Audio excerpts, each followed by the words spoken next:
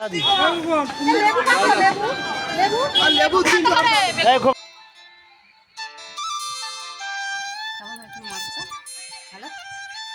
হ্যাঁ, এটা তো ভালো খেতে, খুব টেস্টি। এটা ডাল কেটে ছোট করে দাও, বিশেষ করে রাস্তার দিকগুলো।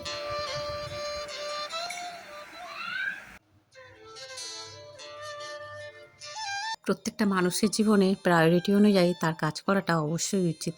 কোন জিনিসটা আগে আমার করতে হবে, কোনটাকে আমার আগে প্রায়োরিটি দিতে হবে, সেটা যদি আমরা নিজেরাই বুঝতে পেরে যাই বা নিজেরাই যদি সেটা ঠিক করি, তাহলে কিন্তু সব কাজ আমরা সুষ্ঠুভাবে করতে পারবো। জন্য আগে নিজেকে জানা বোঝা ভীষণ জরুরি। হ্যালো এভরিওয়ান, আমি তনিমা আবার একটা মিনি ব্লগ নিয়ে তোমাদের কাছে চলে এলাম। যারা ফেসবুক থেকে দেখছো ভিডিওটা এবং যারা ইউটিউব থেকে দেখছো, প্রত্যেককে অসংখ্য ধন্যবাদ আমাকে এইভাবে সাপোর্ট করার জন্য, আমাকে এইভাবে এগিয়ে নিয়ে যাওয়ার জন্য। দেখো, আজকের দিনটা হচ্ছে রবিবার। রবিবার মানে ছুটির আমেজ, কিন্তু আমার রবিবার মানে অনেকটা কাজের চাপ। তার উপর আবার সোমবার থেকে অম্বুবাচী লেগে যাওয়ার জন্য আজকে থেকে কাচাকুচি ধোয়াধুয়ি সমস্ত কিছু করে নেব। কারণ ওই যে কাচাকুচি ধোয়াধুয়ি এগুলো না করে নিলে 4 দিন তো এগুলো করা যাবে না। তো সেইগুলোই আজকে তোমাদের সাথে শেয়ার করব, কীভাবে অম্বুবাচী লাগার আগে আমি সমস্ত কিছু ঘর সংসারে কাজ গুছিয়ে গাছিয়ে করে রাখি। কারণ অম্বুবাচী লাগলে অনেক কিছু বিধিনিষেধ থাকে, যেগুলো আমাদের মেনে চলা ভীষণ জরুরি। দেখলে সকালবেলা মেয়েকে চা বিস্কিট দিয়ে দিয়েছি। আগের দিন ওই বেকারি বিস্কিটটা এনেছিল। আমি, সোনাইয়ের বাবা তিনজনেই চা বিস্কিট খেয়ে যে যার কাজে লেগে পড়েছি। সোনাইয়ের বাবা সোনাইকে নিয়ে পড়তে বসেছে, আর আমি এখানে দেখো এই যে উঠানটা লেপে এসে ঘরটা ভালো করে ডাস্টিং করে এখন এই যে ঘরটা মুছে নিচ্ছি। এখনও কিন্তু ভাতটা বসাইনি। অন্যদিন রবিবার এই টাইমে ভাত বসিয়ে দিই, আজকে একটু লেট করে বসাবো। ভাতটা খুব তাড়াতাড়িও হয়ে যায়, অতটা অসুবিধা হয় না। যাই হোক, ঘরদোর মুছে এখন এই যে এক বালতি কাচাকুচি করে নিয়ে চলে এসেছি ছাদে। কারণ ছাদের আকাশটাও দেখছো ভীষণ মেঘলা, কখন না কখন বৃষ্টি নামে। প্রত্যেকেরই দেখছি ছাদে জামাকাপড় সমস্ত মেলা হয়ে গেছে। আজকে আমার একটু লেট হয়ে গেল। ওই যে একসাথে রবিবারটা থাকলে একটুখানি চাটাগুলো একসাথে খেতে বেশ ভালোই লাগে। সোনের বাবাকে শরবত দিয়েছিলাম, মেয়েকেও শরবত দিয়েছিলাম। তার খানিকক্ষণ পরে তো চা দেবো, সঙ্গে সঙ্গে তো আর চা দেওয়া যায় না। তো সেই জন্যই আর কি। যাই হোক, এখন এখানে কাজবাজগুলো করে নিই। অনেক কটা জামাকাপড় যেগুলো কাঁচা ধোয়া হয়েছে সেগুলো মিলে দিই। এখনও অনেকগুলো কাঁচা ধোয়া বাকি, সেগুলো আস্তে আস্তে ধীরে সুস্থে করবো। যে কথাটা বলে ভিডিওটা শুরু করলাম, প্রায়োরিটি জিনিসটা আমি কিন্তু ছোটোবেলা থেকে কখনোই সেটা আগে বুঝিনি।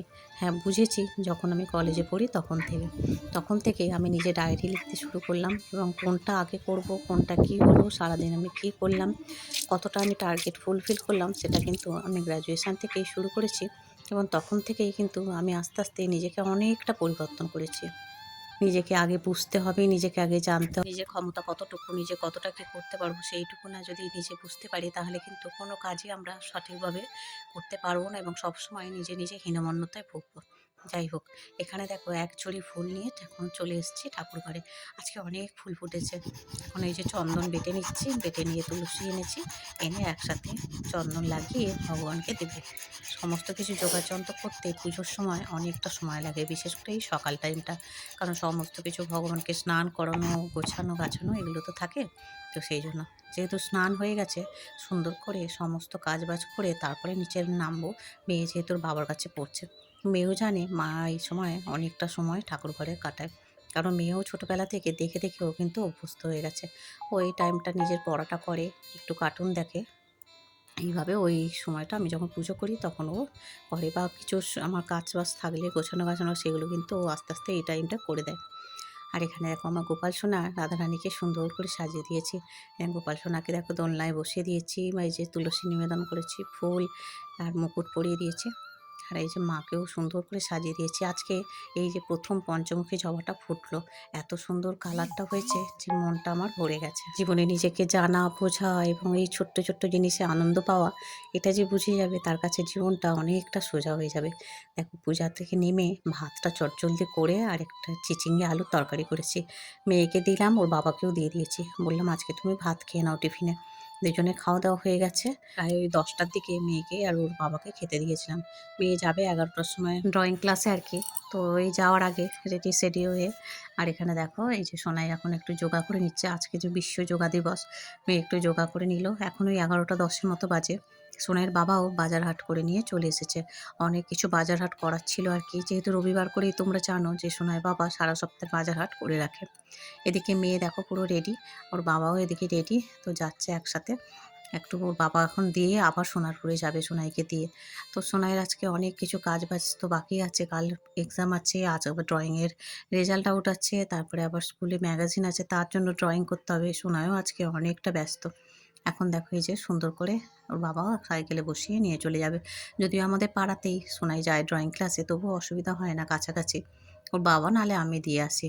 এখন কিন্তু আকাশে অনেকটা মেঘ। আমি তাই ভাবছি যে আজ জামাকাপড়টা তুলে আনবো কিনা। বাইরে দেখে তোমরা বুঝতে পারছো না, কিন্তু আকাশ আস্তে আস্তে করে কালো করে আসছে। সোনাই ড্রয়িং ক্লাসে গেল আর ওর বাবা ওই সোনারপুরে গেল। তো একটা কাজ মিটিয়েই চলে আসবে। আর আমার যেহেতু মপটা এখন ওই নষ্ট হয়ে গেছে, তো হাত দিয়ে ঘর মুছছি তো জানোই তোমরা। তো সোনাইয়ের বাবা বলল, একটা মপ এনে রাখি, তোমার যখন প্রয়োজন হবে তুমি মুছবে। আমি বললাম, হাতেই তো বেশি মানে মোছা হয় ভালো। তো সোনাইয়ের বাবা বললো, না এনে রাখি। এদিকে দেখো আকাশ পুরো মেঘে ছেয়ে গেছে, পুরো কালো মেঘ আকাশে, প্রচুর মেঘ করেছে।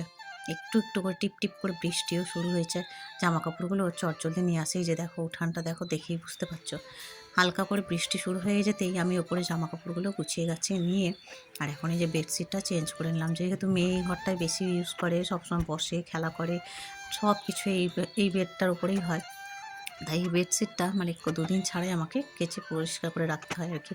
চটজলদি করে নিলাম, যেহেতু মেয়ে এখন ড্রয়িং ক্লাসে গেছে। এই কাজগুলো আমি চটজলদি করে নিয়ে আবার ঘরটা ডাস্টিং করলাম। করে এদিকে দেখো সোনাইয়ের বাবা যেগুলো এনেছে সেগুলো গুছিয়ে রাখলাম। যেগুলো শুকনো জামা কাপড় ছিল এগুলো এনে রেখেছি, এগুলো এখন ফোল্ড করে নেব। মানে একটার পর একটা কাজের শেষ নেই। ছুটি থাকলে কি হবে, রবিবারটা আমার প্রচুর কাজ থাকে, তার উপর আবার এই যে অম্বুবাচী লাগবে বলে মানে এক্সট্রা প্রচুর কাজ আমি করে রাখছি। কাচাকুচি, পরিষ্কার পরিচ্ছন্নের কাজগুলো একটা একটা করে করে না রাখলে পরে কি বলতো ওই নোংরাভাবেই থাকতে হবে। আর অম্বুবাচীর সময় সবসময় একটু পরিষ্কার পরিচ্ছন্নভাবেই থাকা ভীষণ প্রয়োজন। যেগুলো আস্তে আস্তে করে একটু একটু করে বিভিন্ন মাধ্যম থেকে সেগুলো শিখছি। জীবনে মানুষের শেখার তো শেষ নেই। প্রত্যেকটা পর্যায়ে মানুষ কিন্তু নতুন নতুন জিনিস মানে শিখতে থাকে। আর আমরা যতই শিখবো ততই নিজেকে একটু একটু করে উন্নত করতে পারবো। আর যদি যখন শেখা বন্ধ করে যাব বা শেখা আর শিখতে ইচ্ছা করবে না, তখন কিন্তু তখনই জীবনটা কিন্তু আমাদের থেমে যাবে। ওই জন্য জীবনে প্রত্যেকটা জিনিস, যেকোনো জিনিস তুমি আস্তে আস্তে করে শিখতে থাকো, সেটা যে বিষয়েই হোক।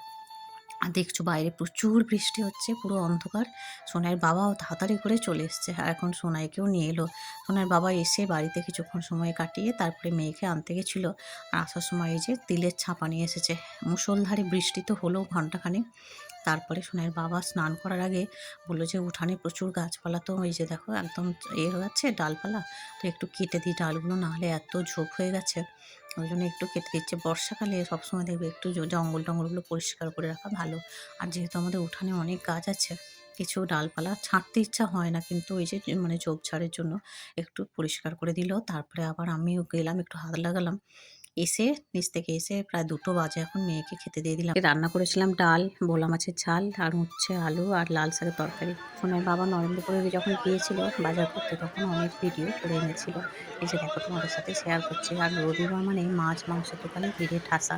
সবজি পাতেই বাজারে প্রচুর লোক থাকে। নরেন্দ্রপুর বাজারটা আগের থেকে এখন অনেক জমজমাট হয়ে গেছে। মেয়েকে খেতে দিয়েছিলাম, তারপরে সোনার বাবা আসতে আমি আর সোনার বাবা দুজনে খেয়ে দিয়ে একটু ঘুমিয়েছিলাম। একেবারে ফিরে এলাম সন্ধ্যাবেলায়।